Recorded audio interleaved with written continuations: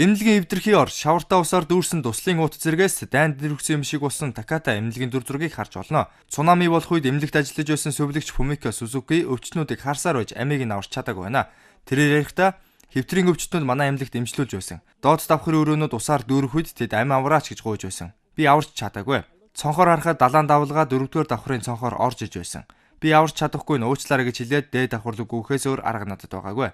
ごめんって言いながら走りました。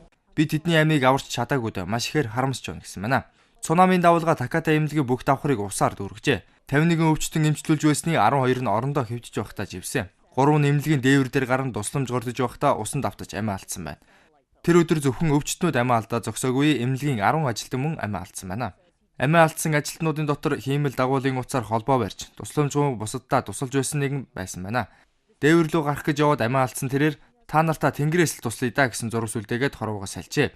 Эмнэлгийн дарга Ишики мөн эхнэрийнхээ амийг аварч чадаагүй байна. Амиа алдагчдын тусламж гуйн хашгирж байсан дуу хоолойг Таката эмнэлгийн сувилагч Сузуки болон бусад амьд үлдгэсдийн жихэнд одоо болтол сонсогцоор байгааг тэд ярьсан байна.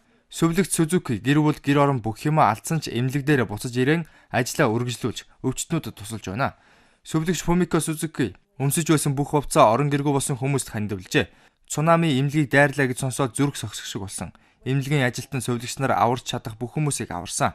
Хинч таашгүй байгалийн гам шиг гинэ тохиолдсон учраас тэд бүх өвчтнүүдийг аварч чадаагүй гэж өндөр настай өвчтний охин ярьсан байна. Одоо сувилагч Сузукигийн ганц хийж чадах зүйл нь эмнэлэгтээ үлдэж өвчтнүүдэд туслах гэж ярьсан байна.